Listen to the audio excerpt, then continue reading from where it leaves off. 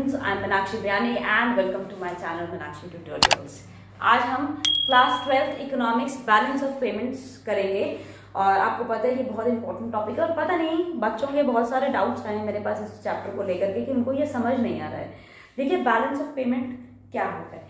Balance of payment as you can see on the board जो मैंने definition लिखी है, ये एक स्टेटमेंट होता है। बैलेंस ऑफ पेमेंट एक स्टेटमेंट ऑफ अकाउंट्स होता है जो कि शो करता है जितने भी मॉनिटरी ट्रांजैक्शंस हैं या इकोनॉमिक ट्रांजैक्शंस किसी भी देश के with the rest of the world. आपको ये चीज पता है कि हर देश को दूसरे देशों के साथ में सारे ट्रांजैक्शंस वगैरह करने पड़ते हैं। तो this is an account statement जिसमें ये लिखा होता है कि कौन से देश के साथ में कितनी डीलिंग्स हो रही हैं हमारी कंट्री की। जनरली एक पर्टिकुलर पीरियड के लिए लिया जाता है, then that period is generally taken as 1 year. तो ये होता है हमारा बीओपी, ठीक है। अब ये जो ट्रांजैक्शंस होते हैं ये कोई भी कर सकता है, इंडिविजुअल्स कर सकते हैं, फर्म्स कर सकते हैं, हमारे देश की गवर्नमेंट कर सकती है। तो ब्रॉडली जो मॉनेटरी ट्रांजैक्शंस होते हैं वो export and import of goods को लेकर के होते हैं। ऑब्वियसली देश के बाहर जा रहा है तो एक्सपोर्ट या इम्पोर्ट होगा, या तो जा रहा है या आ रहा है तो ऑब्वियसली इम्पोर्ट या एक्सपोर्ट है। तो जो मॉनेटरी ट्रांजैक्शंस होते हैं एक्सपोर्ट एंड इम्पोर्ट को लेकर के आते हैं। तो बीओपी की लैंग्वेज में यानी कि बैलेंस ऑफ पेमेंट की लैंग्वेज में हम इसको कहते हैं मर्केंडाइज या विजिबल ट्रेड। यानी कि जो गुड्स होते हैं, जो चीजें हमारी आती जाती है, गुड्स हो गए हमारे जितने भी, या प्लांट एंड मशीनरी हो गई, गुड्स हो गए, P&M हो गया यानी कि प्लांट एंड मशीनरी, ये सब चीजें जो जाती हैं इसके अंदर में ये होते हैं visibles because you can see them crossing the boundaries और coming from the boundaries. Whereas जितनी भी हमारी सर्विसेज होती हैं ये इनविजिबल्स में आती हैं क्योंकि ये सर्विसेज हैं। क्लियर, ये सर्विसेज हैं तो आप इनको देख नहीं सकते, आप सिर्फ फील कर सकते हो कि ये सर्विसेज हैं। दैट इज व्हाई ये इनविजिबल्स में आती है। तो एक्सपोर्ट एंड इंपोर्ट जब गुड्स एंड सर्विसेज या प्लांट एंड मशीनरी या असेट्स का होता है then it is called visible trade. Whereas जब गुड्स एंड सर्विसेज के अलावा जब export and import of services होता है तो इसको हम इनविजिबल ट्रेड कहते हैं, ठीक है। Simply because services can not be seen. और इंटरनेशनल सेल एंड परचेज भी होता है इसके अंदर में फाइनेंशियल एसेट्स का, यानी कि visibles, invisibles plus international sale and purchase of financial assets. एक तो ये चीज होती है, दूसरी ये चीज होती है और तीसरी होती है इंटरनेशनल वाली, ठीक है, इंटरनेशनल सेल एंड परचेज। ठीक, इंटरनेशनल सेल एंड परचेज जो होती है वो इसके अंदर में आएगी तीसरी, ठीक, इंटरनेशनल सेल एंड परचेज वाली। अब और क्या क्या चीजें हो सकती है इसके अंदर में, international sale and purchase of, ये हमने जो किया ये फाइनेंशियल एसेट्स ले लो आप, ठीक है। और चौथी चीज आ सकती है international sale and purchase of जो हमारे वो नहीं होते हैं क्या, जैसे फाइनेंशियल एसेट्स क्या होते हैं, ये होते हैं शेयर्स, स्टॉक्स, बॉन्ड्स, ये होते हैं, ठीक है। और यहाँ पे international sale and purchase of fixed assets. Fixed assets क्या होते हैं, ये प्लांट एंड मशीनरी और ये सब चीजें, फर्नीचर्स एंड फिक्सचर्स और ये सब जो होती हैं ये फिक्स्ड एसेट्स होती हैं। और फाइनेंशियल एसेट्स कौन से होते हैं, शेयर्स, स्टॉक्स, डिबेंचर्स, जो हम एनएससी में, नेशनल स्टॉक एक्सचेंज में और इंटरनेशनल स्टॉक एक्सचेंज में जो हम परचेज करते हैं ये वो होते हैं। तो ये जो फ्लो होता है फॉरेन एक्सचेंज का इनटू द कंट्री, जब आप एक्सपोर्ट करते हैं गुड्स एंड सर्विसेज को, या जब फॉरेनर्स इन्वेस्ट करते हैं आपके देश में फाइनेंशियल या रियल एसेट्स के अंदर में, उसी तरह से फ्लो ऑफ एक्सचेंज ये तो था। जब एक्सपोर्ट करते तो पैसे आते हैं, वेयर जब इंपोर्ट करते तो पैसे जाते हैं। तो जब फ्लो होता है फॉरेन एक्सचेंज का हमारे देश से रेस्ट ऑफ द वर्ल्ड में, जब मैंने वहां के शेयर्स या वगैरह परचेज किए, वहां से कोई गुड्स एंड सर्विसेज इंपोर्ट कराई, तो ये सब चीजें होती है। बीओपी जो होता है ये रिकॉर्ड करता है सारे रिसिप्ट्स एंड पेमेंट्स को। व्हाट डज बीओपी डू, वो सारे रिसिप्ट्स एंड पेमेंट्स जो भी होते हैं फॉरेन एक्सचेंज वाले उनको रिकॉर्ड करता है। रिसिप्ट्स जो होते हैं वो क्रेडिट का आइटम में, रिसिप्ट्स कहाँ जाते हैं, रिसिप्ट्स जो होते हैं वो क्रेडिट साइड पे जाते हैं। तो ये क्रेडिट के आइटम की तरह हम सारे रिसिप्ट्स को रिकॉर्ड कर लेते हैं और जितने भी हमारे पेमेंट्स होते हैं वो हम डेबिट साइड पे रिकॉर्ड कर लेते हैं, ठीक है। तो ये सब चीजें जो होती हैं ये इसके अंदर में जाती है। रिसिप्ट्स क्रेडिट हो गए और पेमेंट्स जो है वो डेबिट के आइटम्स हो जाते हैं और इस तरीके से ये पूरा प्रिपेयर कराया जाता है। Fine, rest of the world से जो भी ट्रांजैक्शंस है वो इसके अंदर मिल जाते हैं। तो ये होता है हमारा बैलेंस ऑफ पेमेंट्स। अब क्या कंपोनेंट्स क्या होते हैं, कंपोनेंट्स ऑफ बीओपी अकाउंट क्या क्या चीजें होती हैं।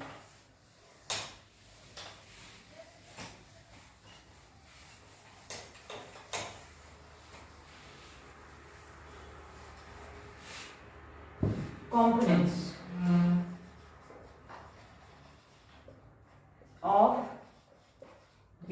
Balance of payment. तो हम पहले कंपोनेंट्स करते हैं। कंपोनेंट्स के अंदर में होता है करंट अकाउंट, कैपिटल अकाउंट और ऑफिशियल रिजर्व अकाउंट। 3 चीजें होती है इसके अंदर में। करंट अकाउंट, दूसरी होती है हमारी, अभी मैं इन सबको आपको एक्सप्लेन करके बताऊंगी कि करंट अकाउंट क्या होता है, कैपिटल अकाउंट क्या होता है और अदर ऑफिशियल जो रिजर्व अकाउंट होते हैं वो क्या चीज होती है।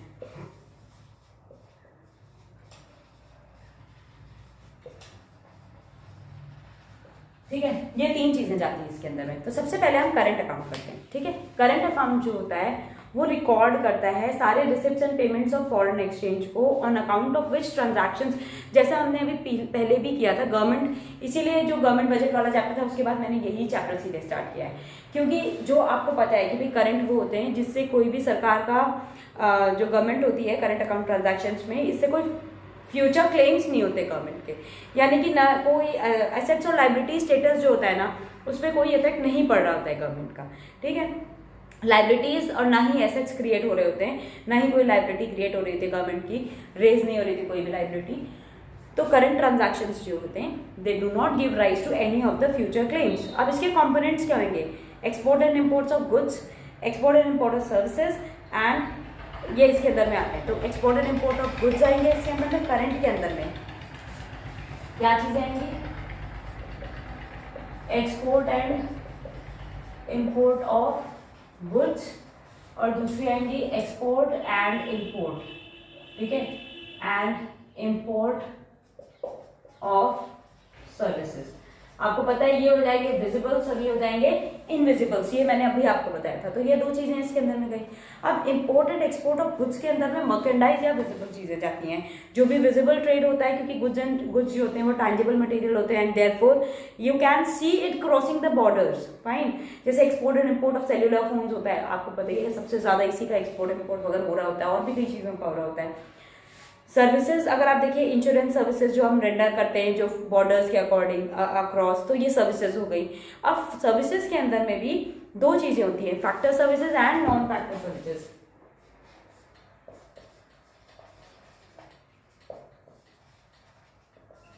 और दूसरी होती है नॉन फैक्टर सर्विसेज। ठीक है, factor services and non factor services. अब फैक्टर सर्विसेज क्या होती हैं? फैक्टर सर्विसेज का मतलब हुआ कि जिसकी वजह से फैक्टर्स ऑफ पेमेंट का वो बनता है। Factor services are those which lead to factor payments, यानी कि फैक्टर इनकम हमारी जिससे बनती है, यानी कि जो भी मॉनेटरी ट्रांजैक्शंस रिलेटेड होते हैं फैक्टर इनकम से, वो स्प्लिट हो जाते हैं investment income and compensation of employees. Investment income का मतलब क्या हुआ? इन्वेस्टमेंट इनकम के अंदर में आता है रेंट, इंटरेस्ट, ग्रोथ, ये सब हो गया।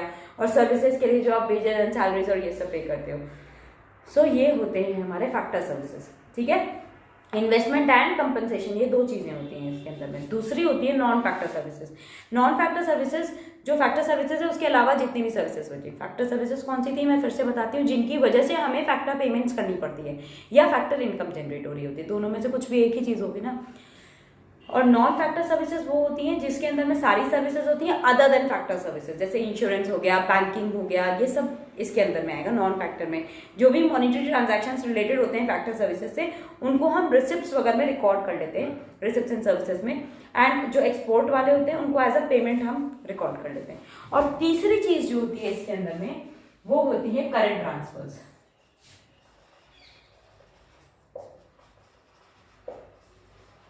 अब करंट ट्रांसफर्स क्या चीज होती है?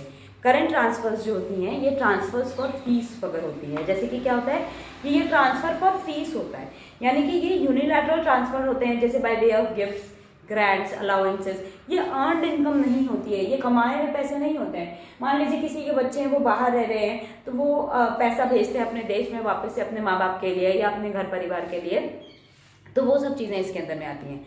तो गिफ्ट्स, ग्रांट्स, रेमिटेंसेस ये सब आते हैं। और बीओपी अकाउंट में जो करंट ट्रांजैक्शंस होते हैं वो भी इनविजिबल की तरह ही ट्रीट किए जाते हैं।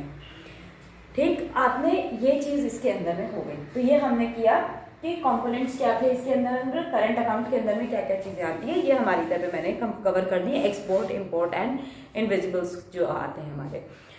अब एस्टिमेटेड जो एस्टिमेशन होता है balance related to current account, वो हम कैसे करते हैं? देखिए उसके अंदर में क्या होता है, ट्रेड बैलेंस इज मर्केंटाइज, यानी कि import minus export, export minus import, यानी कि सबसे पहले हमारे इसके अंदर में आते हैं एक्स माइनस एम। करंटली अभी हम डील कर रहे हैं, अभी करंट के अंदर नहीं चल रहा है। क्या क्या चीजें होती है, एस्टिमेशन हम कैसे निकालते हैं, अभी मैं आपको बता रही हूँ एस्टिमेशन कैसे हम निकालते हैं इसका। Estimation of balance related to current account,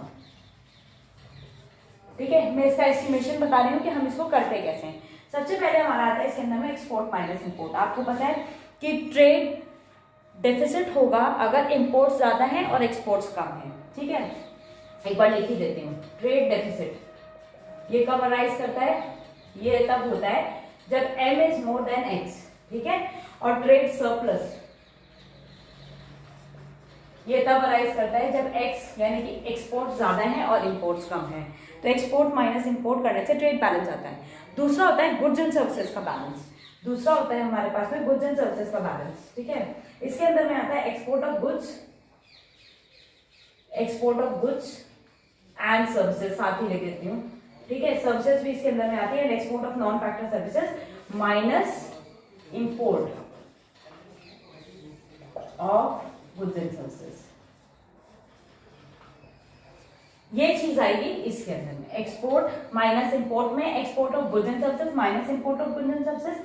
और एक होता है इसके अंदर में इनविजिबल ट्रेड्स, ये अभी मैंने आपको बताया कि क्या चीज होती है इसके अंदर में। और क्या होता है, इनविजिबल ट्रेड्स आते हैं। इनविजिबल ट्रेड्स में क्या चीज आती है, जो बैलेंस नॉन फैक्टर सर्विसेज की होती है, बैलेंस ऑन इनकम जो भी हमारी, यानी कि balance on factor services plus balance on current transfers, ठीक है।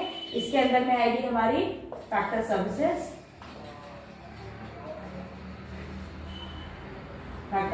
Plus current transfers. ये दो चीजें हमारी इसके अंदर में आ जाएंगी। नेक्स्ट होता है हमारा करंट अकाउंट का बैलेंस। पहले इनविजिबल ट्रेड हो गया, ठीक है, ये फर्स्ट चीज थी, ये सेकंड थी हमारी, ये थर्ड हो गई और ये फोर्थ हो गई, ठीक। करंट अकाउंट का बैलेंस, करंट अकाउंट का बैलेंस कैसे निकालोगे, ये निकलेगा हमारा, इसको हम ट्रेड बैलेंस के बराबर ले सकते हैं। और ट्रेड बैलेंस के हिसाब से ये क्या चीज बनेगी, trade balance plus invisible balance. ये सब जो हमने हमने किया इनविजिबल और ट्रेड वाला, इन दोनों को मिला करके ये आ जाएगा करंट अकाउंट का बैलेंस, जो कि होगा trade balance plus invisible balance के बराबर में। So I hope this is clear, आपको अच्छे से समझ में आ गया होगा। एंड कि जब हम एस्टिमेट करते हैं ट्रेड बैलेंस को, हम सिर्फ गुड्स मान के चलते हैं, और जब हम गुड्स एंड सर्विसेज के बैलेंस को लेकर के चलते हैं तो गुड्स और साथ में नॉन फैक्टर सर्विसेज, सिर्फ नॉन फैक्टर सर्विसेज ही जाती हैं इसके अंदर में। और जब आप एस्टिमेट इनविजिबल बैलेंसेस को आप एस्टिमेट करते हो तो जो बैलेंस होता है वो होता है balance related to non factor services. अब नोटिस करिएगा, इनविजिबल के अंदर में नॉन फैक्टर सर्विसेज के अंदर की जाती हैं इसके अंदर में, ठीक है। और दूसरा balance related two factor services जाती हैं, जो कि बैलेंस होता है अपनी खुद की इनकम के ऊपर में। और तीसरी चीज होती है बैलेंस ऑन करंट ट्रांसफर्स। तो ये सब चीजें जो होती है ये हमारी इसके अंदर में कवर होती हैं। तो करंट अकाउंट आज मैंने आपको करवा दिया है। नेक्स्ट वीडियो में मैं आपको इसका कैपिटल अकाउंट वाला बताऊंगी, कोशिश करूंगी अगर कवर कर पाई तो, नहीं तो थर्ड वीडियो में कवर हो जाएगा। इसमें आपको इतना ही बता रही हूँ करंट अकाउंट के बारे में, आप इसको रीड करके रखिएगा, आई थिंक आपको एकदम अच्छे से समझ में आएगा। तो ये जो भी आपके डाउट्स हैं आप मुझसे कमेंट सेक्शन में वापस पूछ सकते हो। तो नेक्स्ट वीडियो में मैं पहले आपके डाउट्स क्लियर करके और फिर अपना नेक्स्ट वीडियो स्टार्ट करूंगी। So if you like my video, अगर आपको समझ में आया जो भी मैंने कुछ आपको एक्सप्लेन किया, then please do like share and subscribe my channel. Subscribe करिए, बेल आइकन दबाइए, ताकि आपको पता चल सके जब भी मेरी नेक्स्ट वीडियो आती है। आप लोगों के लिए हम यहाँ खड़े हैं, इतनी मेहनत कर रहे हैं, आपके एग्जाम्स को क्लियर कराना मेरी जिम्मेदारी है। So please do like share and subscribe my channel, subscribe जरूर करिएगा। Okay then, goodbye for today.